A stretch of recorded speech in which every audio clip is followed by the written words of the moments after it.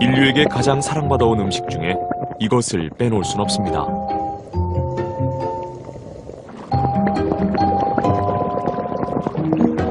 이 음식에는 영양소가 풍부해 늘 완전식품이라는 극찬이 따라붙습니다.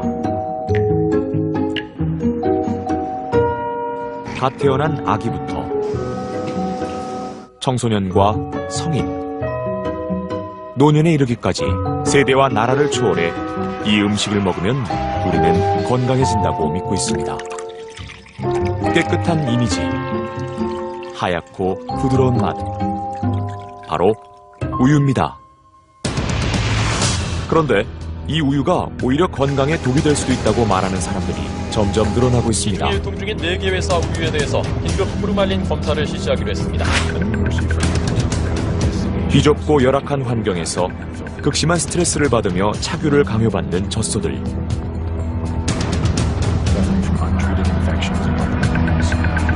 현대인에게 우유는 더 이상 완벽한 식품이 될 수 없다는 것입니다. 우유는 이제 먹어서 안 되는 식품이고 완전 식품이 아니라 완전하게 불완전한 식품이라고. 우유는 필수 아미노산, 그다음에 필수 지방산, 그다음에 다른 미네랄들, 이런 것들이 퍼펙트하게 완벽하게 갖춰진 식품이죠. 우유에 있는 단백질 자체가 큰 문제를 일으킬 수가 있습니다. 고지혈증, 당뇨, 고혈압, 비만, 이런 것들이 전부 다 인슐린 저항성, 심지어 암까지. 영양학적으로 보면은 이제 우유 속에는 우리 몸에 필요한 영양 성분들이 골고루 들어있는 식품이긴 합니다만은 완전하다고 보기에는 좀 무리가 있습니다. 자연이 준 최상의 음식이라 여겨졌던 우유.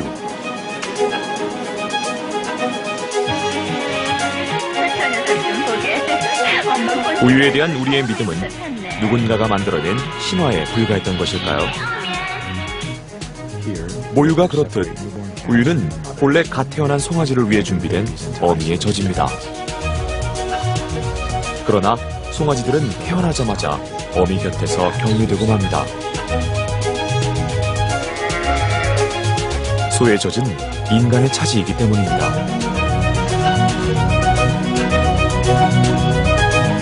우유, 다른 말로 소젖을 먹는다는 것에 대하여 우리가 놓친 것은 무엇인지 그 진실을 들여다보려 합니다.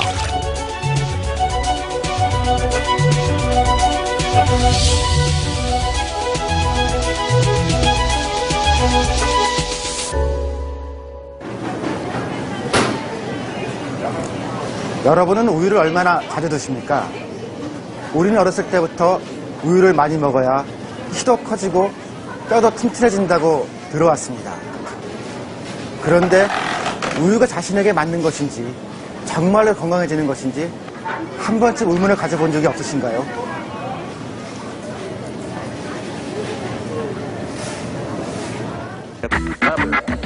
우유에 관한 불편한 진실이라는 제목의 이 다큐멘터리는 세계적으로도 우유 소비가 많은 미국 사회에 큰 충격을 안겨줬습니다. Ridiculous. Concerns. It's not based on science. Basically, it's not that you're allergic to milk. You're not really getting the true information. In other dairy products, it's a recipe for a heart attack. He couldn't. There was no way he could. You always want a constant supply of milk. 클린턴 전 대통령의 자문의로 유명한 존 맥두걸 박사. 그는 미국 내에서 우유 반대 운동가입니다. So if I was going to give one powerful message to a patient, to a community, to a country, to a world, is get off the dairy. You'll improve your health more than getting off the meat.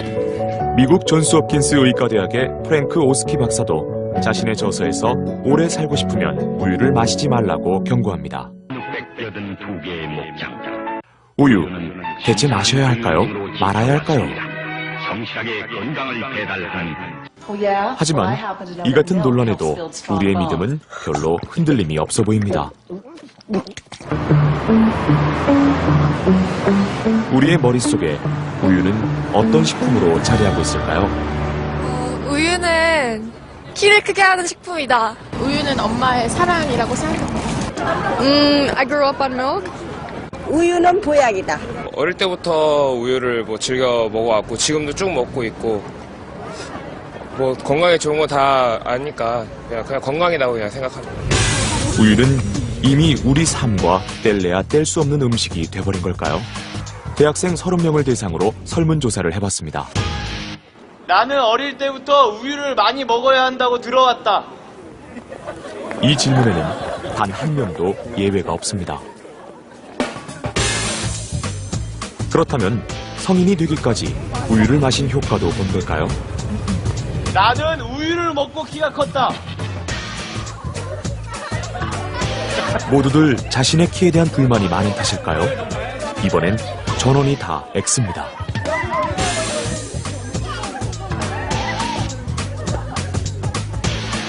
나는 내 자식에게 우유를 권할 것이다. 그런데 뭔가 앞뒤가 맞지 않습니다. 우유의 효능은 잘은 모르겠지만 왠지 좋은 식품이라는 믿음, 이것만은 굳건합니다. 예, 그렇게 믿고 있어요. 왜 그렇게 믿으세요? 그 어릴 때부터 확실히 그 학교나 어디에서 우유 먹으라고 권장도 하고 또 그렇게 교육 받았으니까요. 그리고 또 CF 같은 데 보면 계속 그걸 강조하니까 그렇게 느끼게 된 것 같아요.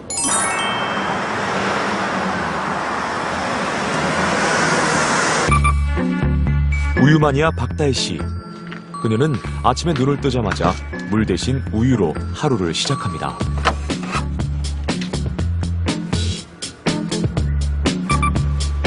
건강에 관심이 많은 박다혜 씨. 아침 식사 시간에도 우유가 빠지는 법은 없습니다. 풍미도 좀 적고 여기 이 상태에서 우유를 넣어서 먹으면 되게 고소해요. 이렇게 식사를 한 지도 벌써 3년이 돼갑니다. 그녀의 우유 사랑은 끝이 없습니다. 집안 청소를 할 때도 우유가 등장합니다. 이렇게 우유를 따는 이유는 뭐예요? 윤기가 나요. 외출을 하기 전에도 자신만의 필수품 우유는 꼭 챙겨야 합니다. 피부관리사로 일하는 박다혜 씨. 일을 할 때도 수시로 우유를 마시면 허기가 가십니다. 퇴근 후 마트에서 장을 볼 때도 우유는 빠지지 않습니다. 그녀에게 우유는 없어서는 안 될 건강 필수품입니다. 박다혜 씨가 하루 동안 먹는 우유의 양을 계산해봤습니다. 하루 우유 섭취량이 무려 1.5리터에 달합니다. 과연 많이 마실수록 더 건강해지는 걸까요?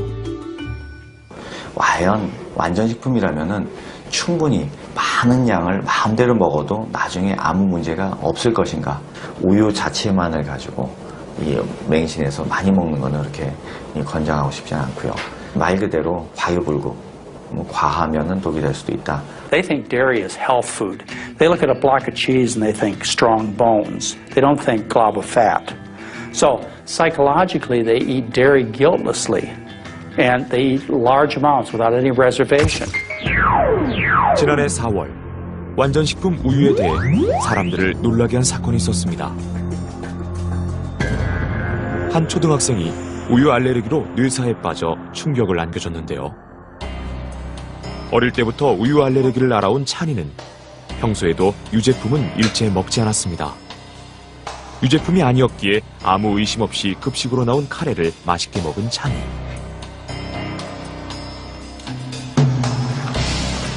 그런데 30분 후 상상도 못했던 일이 벌어졌습니다.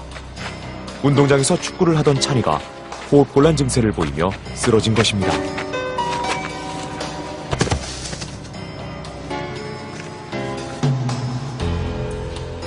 원인은 바로 이 카레. 학교 급식에서 카레가 굳는 것을 방지하기 위해 카레에 약 30% 정도의 우유를 섞은 것이 화근이었습니다.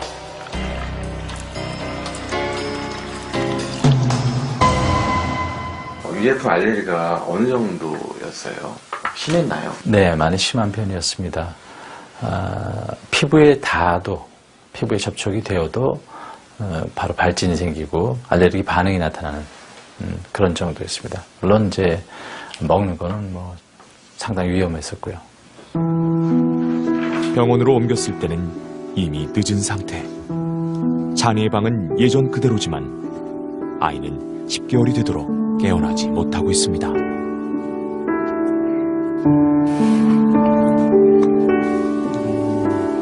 잘 돌봐주지 못하고 더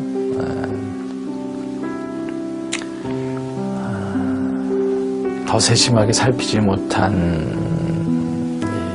부모의 책임과 어떤 사회적으로 아직 그런 보호나 이런 시스템의 문제가 미흡해서 불상사가 생겼는데 참 차인이한테 미안하죠.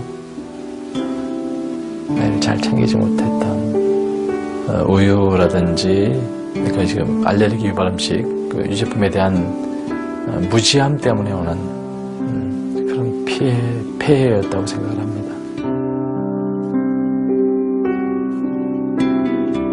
아이의 건강과 맞바꾼 우유. 이들 가족에게 우유는 결코 완전 식품이 될 수 없습니다.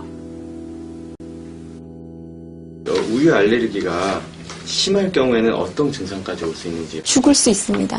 혈압이 떨어지고 호흡곤란이 심하게 오면서 쇼크에 빠지는 경우가 있을 수 있기 때문에 언제라도 죽을 수 있는 병이라는 점에서 신경을 좀 많이 써야 됩니다. 2012년 7월 미국의 책임있는 의료를 위한 의사회에서는 학교 필수 급식 항목에서 우유를 제외시켜야 한다는 탄원서를 미국 정부에 제출했습니다. 우유는 뼈를 튼튼하게 하지도 골다공증을 예방하지도 못하고 오히려 여러 건강 문제를 유발한다는 것이 그 이유였습니다. 미국에서 우유를 반대하는 것은 굉장히 힘든 일인데 우유가 뼈의 건강에 도움이 된다고 대부분 미국인들은 알고 있는데 오히려 그렇지 못하고 오히려 뼈를 상태를 안 좋게 한다. 우선 미국 사회에서는 먹는 아이들이 자기 체중에 맞게끔 음식을 섭취해야 되는데 평균적으로 과다한 식품을 갖다 섭취하기 때문에 비만이 유발되는 거지 우유가 나쁜 것은 아니라고 생각합니다. 우유가 좋은 식품이라는 믿음은 어쩌면 학교 우유 급식에서부터 시작됐는지도 모릅니다. 하나, 둘. 좋은 음식이 아니라면 성장기 어린이들에게 의무적으로 우유를 먹이는 일은 없을 거라는 어쩌면 당연한 생각 말입니다. 때 나눠주세요. 초등학교 우유 급식 시간. 아이들은 학교에 나오는 날 매일 하루 200ml의 우유를 마십니다. 우유를 마시면 어른들처럼 키가 크고 튼튼해진다고 하니 의무감으로 열심히 먹습니다. 우유를 먹으면은 약간 몸이 좋아질 것 같아요. 키도 크고 뼈도 튼튼해지고 이빨이 안 생기고.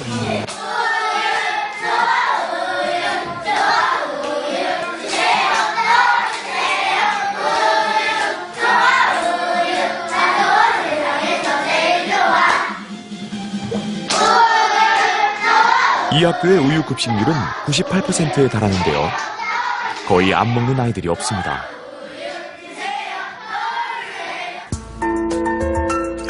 아마 지금껏 우유가 사랑받아온 이유 중 하나는 대표적인 칼슘 공급원이었기 때문입니다. 우유는 성장기 어린이들에게는 칼슘 영양제로, 성인에게는 골다공증 예방과 관절 건강에 꼭 필요한 식품으로 사랑받아왔습니다.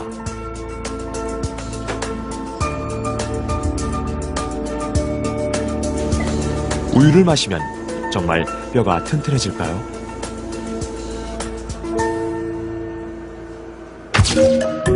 세계적으로 영양학의 대가로 알려진 콜린 캠벨. 우유를 비롯해 20년간 건강과 음식의 상관관계를 연구한 그는 우유에 대한 사람들의 생각을 뒤집어 놓았습니다.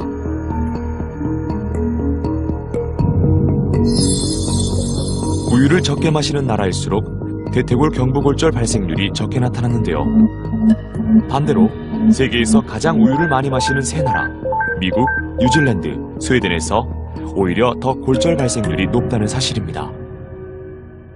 You know, the higher the dairy consumption in different countries, the higher is the risk for osteoporosis. It's not the other way around. 우리가 알고 있던 것과는 정반대의 결과입니다. 우유와 칼슘의 진실은 과연 무엇일까요? At Harvard, the Nurses' Health Study tracked women, more than 70,000 women for over 18 years. What they found is those who drank the most milk had absolutely no protection against hip fractures at all. The idea that calcium is going to build strong bones is a myth. 이를 뒷받침하는 연구는 최근에도 발표됐습니다. 청소년기 우유 섭취가 성인이 된 후에 고관절 골절에 미치는 영향을 연구한 미국 하버드대 논문입니다. 무려 22년간 미국인 9만 6천여 명을 추적한 대형 프로젝트였는데요. 10대 때 우유를 많이 마시는 것과 고관절 골절의 위험이 줄어드는 것은 상관관계가 없다는 결론을 내렸습니다. 우유를 포함해서 동물성 식품을 과도하게 먹게 될 경우에 이 혈액이 산성이 되면서 오히려 길이 성장은 되지만 뼈는 약해질 수 있는 그런 결과가 발생할 수가 있고요. 동물성 식품에 단백질을 너무 많이 먹게 되면 혈액이 산성화되면서 칼슘 몸에서 빠져나갈 수가 없습니다. 그러나 여기에 대한 반론은 여전히 우세합니다. 키 성장에 도움을 준다고 알려진 우유 속의 호르몬 IGF-1. 이 성장인자가 뼈의 성장을 돕는다는 게 지금까지의 정설입니다. 우유 속에는 칼슘, 나트륨, 마그네슘, 포타슘 그런 것들이 있기 때문에 그 성분이 상대적으로 인, 염소, 황 그보다 많이 들어있습니다. 그래서 궁극적으로 먹었을 때 소화시키고 남아있는 물질들이 그런 미네랄이 남게 되거든요. 그 미네랄의 작용에 의해서 우유는 알칼리성으로 작용을 하게 됩니다. 우유를 많이 먹었을 때 칼슘이 더 보충이 된다고 보고 있습니다.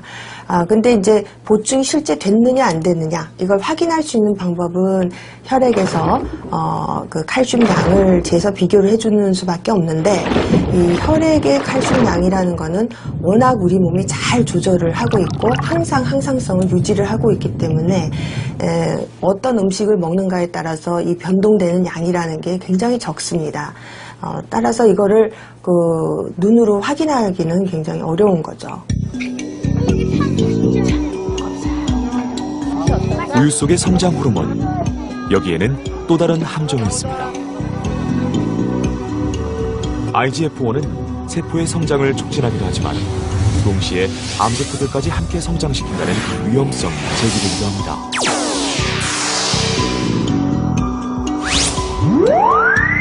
우유가 암에 미치는 영향을 연구한 것 중에서 어느 정도 그 상관관계가 밝혀진 것은 남성의 전립선암입니다.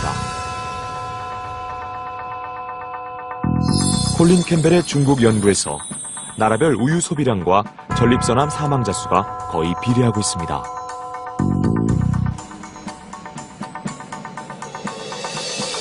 또한 하버드 의대 연구 논문에서는 우유에 들어있는 IGF-1이 여성의 유방암에 영향을 준다는 보고가 있습니다.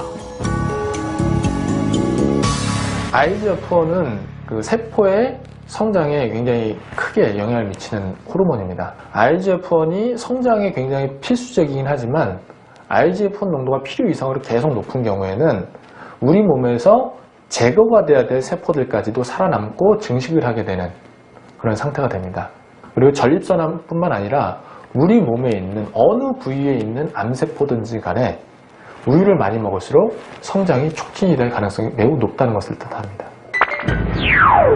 항암 효과가 있다고 알려진 우유가 오히려 암 발생률을 높일 수도 있다니 정말 놀랍습니다.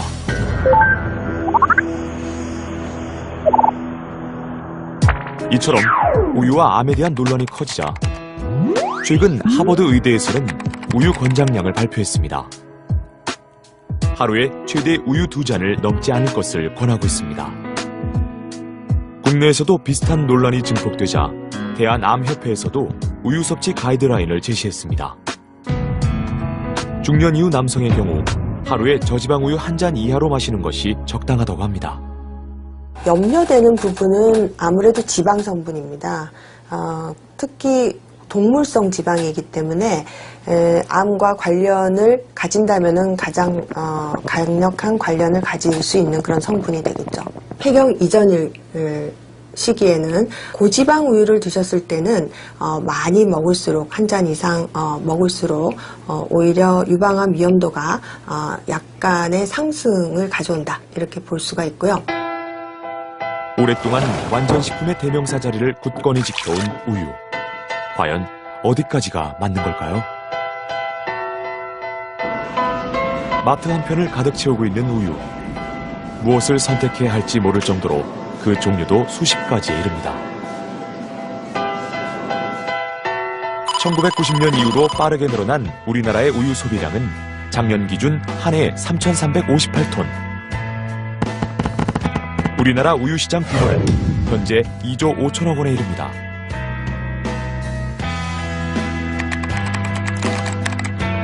우리나라 국민 1인당 1년간 소비하는 우유의 양은 26.9kg. 단위를 환산하면 약 28리터가 되는데요. 이것은 핀란드나 미국과 같은 축산 강국에 비하면 적은 양이고 중국이나 태국 같은 동양권에 비하면 비슷하거나 조금 많은 편입니다.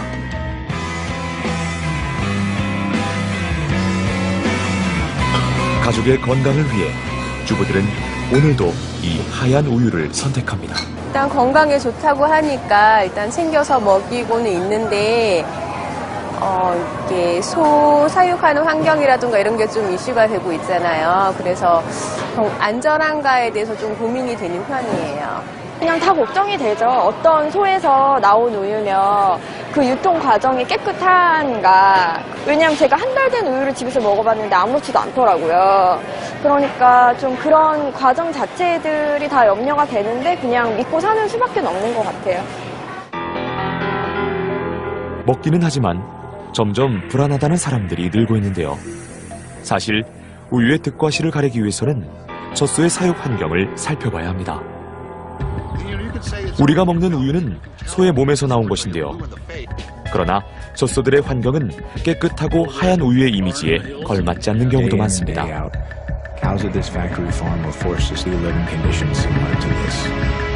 몸집이 큰 젖소들은 축사 안에서 꼼짝도 할 수 없습니다. 분뇨와 악취가 가득한 비위생적인 환경. 미국의 한 시민단체가 촬영한 이 영상에는 젖소들의 실태가 고스란히 담겨 있습니다. 저는 공장식 축산이라는 얘기는 미국에서 만들어낸 얘기고 미국이야말로 지금 공장식 축산을 하고 있거든요. 이제 우리나라에서는 공장식 축산이 어울리지 않는다라고 말씀드리고 싶고요. 왜냐하면은 우리나라 한 그 낙농 농가당 그 사육도시가 너무 작습니다. 국내에서도 우유에 대한 안정성 논란은 끊이지 않고 있습니다. 시중에 유통 중인 4개 회사 우유에 대해서 긴급 우유의 생산량을 늘리기 위해 수유 촉진제나 소화제 같은 첨가물이 쓰이는 것도 공공연한 사실입니다. 단행적으로 쓰고 있는 첨가제들이 소화를 시키는 소화제, 중조, 그 다음에 지방을 높이게 올리는 지방보호제, 그 다음에 또 단백질 보호제, 요 세 가지가 대표적으로 첨가를 시킵니다. 축사에 대한 그 소들이 복지가 아주 무시되어 있는 상태. 동물이 불안하거나 그 사육 환경이 나쁘면은 그 유량도 줄고 뭐 그러죠.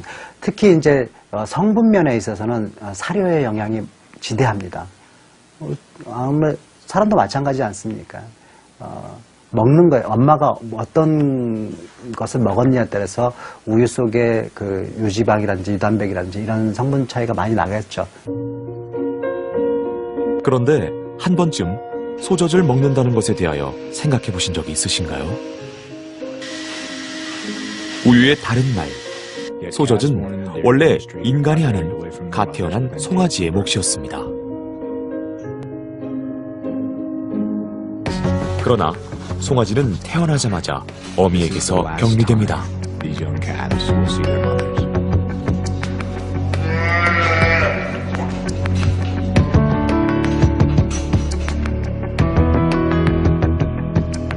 어미가 새끼를 따라가 보지만 역부족입니다. 이제 어미는 평생 인간을 위해 우유를 짜야 합니다. 우유와 소의 젖은 같은 말인데요. 이상하게도 우리는 그 둘을 다르다고 생각합니다. 우유 마신다는 표현 말고 소젖을 먹는다 이러면은 좀 어떠세요? 약간 거부감 드는데요. 이상한데요? 약간 뭔가 비위생적일 것 같아요. 인간 성인이 가축의 젖을 먹는다는 게 좀 그렇죠? 이상하죠? 퇴화하는 느낌? 아니 오히려 좀 야만적이잖아. 우유의 성분은 사실 우리 인간의 몸에 꼭 알맞게 최적화된 음식은 아닙니다. 우유에 있는 거는 자식을 갖다 위한 젖소가 새끼 송아지를 낳았을 때 송아지를 위한 음식이기 때문에 그거는 일반적으로 그 동물성 단백하고는 약간 차이가 있고 모유 단백질하고 사람 그다음에 우유 단백질하고 조송에 약간 차이가 있어요. 인간에게 있어서 우유가 아닌 모유가 가장 이상적인 것도 바로 그런 이유 때문일 겁니다. 지구상에서 젖먹이 이후에 젖을 먹는 생물은 없어요. 인간 빼고는. 모유가 이 태아에게 좋은 이유는 엄마의 젖꼭지에서 바로 신선한 모유를 먹기 때문입니다. 그것을 착즙기를 통해서 모으고 그리고 거기에 있는 균들이 증식되는 걸 막기 위해서 살균을 하고 하면은 그 과정에서 이미 가공이 되고 단백질의 변성이 오게 되고 그리고 여러 가지 이 건강에 도움이 될 수 있는 그런 성분들도 같이 사라지게 됩니다. 파란 하늘 아래 드넓은 초원이 펼쳐진 곳. 젖소들이 한가로이 풀을 뜯는 그림 같은 풍경은 젖소들에게 가장 이상적인 환경입니다. 그러나 초지가 적은 국내에서 현실적으로 방목을 하기란 쉬운 일이 아닌데요. 국내에서 현실적인 대안은 무엇일까요? 우리는 전국의 축사 중에서 대안을 찾아보기로 했습니다. 문경에 위치한 한 목장. 아침이 밝자마자 젖소들이 우르르 축사를 빠져나옵니다.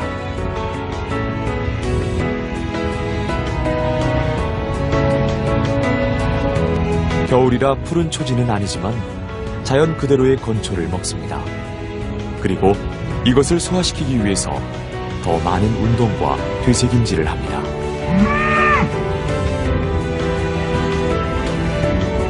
젖소들의 착유 시간. 그런데 방법은 조금 다릅니다. 착유하는 사람과 소가 90도 각도로 서게 되는 텐덤식.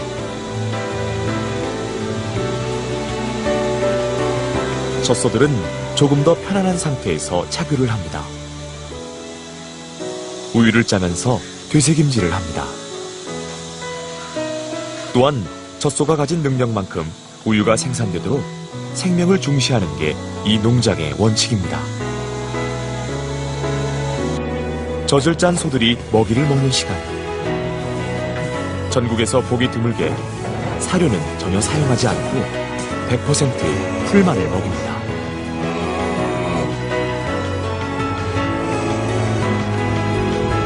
영양을 보충한 젖소는 또 밖으로 나갑니다. 착유를 하며 일생을 보내는 것은 일반 소와 비슷하지만 젖소의 스트레스는 현저하게 낮아집니다. 원래 소라는 놈들은 풀만 먹고 젖도 짜고 고기도 생산할 수 있게 만들어진 몸체이기 때문에 그 자연 형태로 다시 되돌려주면 건강한 우유가 나옵니다. 이렇게 우유를 생산한 지는 13년째. 평생 낙농업에 종사한 그의 믿음은 확고합니다. 소가 없어야 우유가 정말 맛있는 우유가 나옵니다. 지구상에서 가장 훌륭한 식품이라는 찬사와 가장 잘 포장된 음식이라는 오명. 그 사이에서 지금 우리는 어떤 선택을 해야 할까요?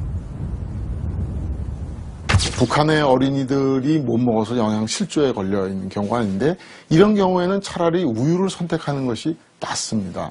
하지만 오늘날 우리가 영양 공급이 충분히 과잉이 되어져 있는 이런 상태에서 우유를 지속적으로 먹는다 그러면 여러 가지 문제가 될 수도 있다고 여겨집니다. 사람이 건강을 갖다 유지하기 위해서는 48가지 필수 성분이 필요한데 그중에서 우유에는 그 필수 아미노산 8개를 포함해 갖고 성장 발달에 필요한 칼슘, 인, 마그네슘 같은 미네랄과 비타민이 골고루 들어있는 음식이기 때문에 과하게 섭취만 안 하면 애들 성장에 꼭 필요한 음식입니다. 우유는 이 칼슘의 가장 좋은 공급원입니다. 그리고 이 칼슘은 비타민 D와 더불어서 우리 몸의 뼈의 성장과 그 다음에 성숙 이런 것에 꼭 필요한 성분이 되고요. 다른 연구에서는 이 고관절의 그 골절이 한 40% 정도 더 늘었다 하는 결과가 나와 있습니다. 따라서 이 칼슘을 보충제로 지나치게 많은 양을 먹는 것은 오히려 건강에 위해를 가지고 올 수도 있겠다. 너도 나도 배고팠던 시절. 우리에게 우유만한 영양의 보고는 없었습니다. 우유는 또 고혈압, 위암 등 성인병 고마운 완전식품. 우리는 지금까지도 그 믿음 아래 우유를 늘 가까이 합니다.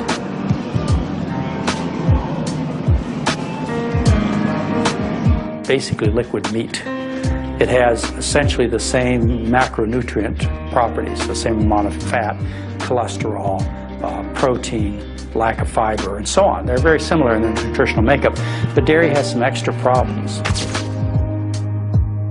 우유는 무조건 좋다는 믿음.